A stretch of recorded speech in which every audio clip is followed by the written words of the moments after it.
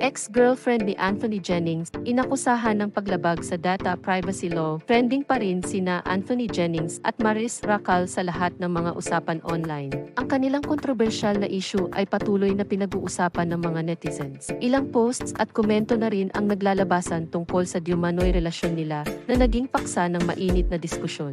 Kasama sa mga pumutok na balita ang ex-girlfriend ni Anthony, si Jam Villanueva, na naglabas ng mga screenshot ng mga private na usapan nila ni Maris. Habang may mga taong nakikiramay kay Jam, nagkaroon din ng mga komentong nagsasabi na baka nakagawa siya ng paglabag sa Data Privacy Act. Totoo bang may legal na kahihinatnan ang kanyang mga ginawa? Ano ang opinyon mo sa posibleng kasong ito? Tama bang maglabas ng pribadong impormasyon para lang ipagtanggol ang sarili? Bukod pa sa mga seryosong issue, naging viral ang mga memes na ipinapakita ang mga reaksyon ng mga tao tungkol sa issue. Isang meme ang nagpakita ng larawan ni na Anthony, Daniel Padilla, Baron Gisler, at Richard Gutierrez na may titulong The Cheaters, imbes na incognito, na nagdulot ng tawa at mga opinyon mula sa mga netizen. Nagkomento pa nga ang isang direktor na tinutuligsa ang maling interpretasyon ng method acting na nangyayari sa kontrobersya. Sa kabila ng lahat ng ito, patuloy na binabatikos at sinusuportahan si Jam. Ang tanong, nakakabigat ba sa issue ang mga hakbang na ito?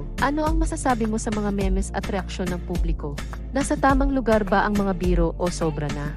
Patuloy pa rin ang kontrobersya at tinatalakay ng marami ang mga detalye. May mga taong nakikiramay kay Jam, ngunit may ilan ding nagsasabing dapat maging maingat sa pagbabalik ng mga sensitibong issue sa publiko. Pagtuloy-tuloy ang kwento, tanging panahon na lang ang magsasabi kung may mga legal na hakbang na gagawin o kung matatapos na ang isyong ito. Ano ang mga aral na maaari nating matutunan mula sa sitwasyong ito? Paano dapat hawakan ang mga sensitibong issue sa tamang paraan at may respeto sa iba?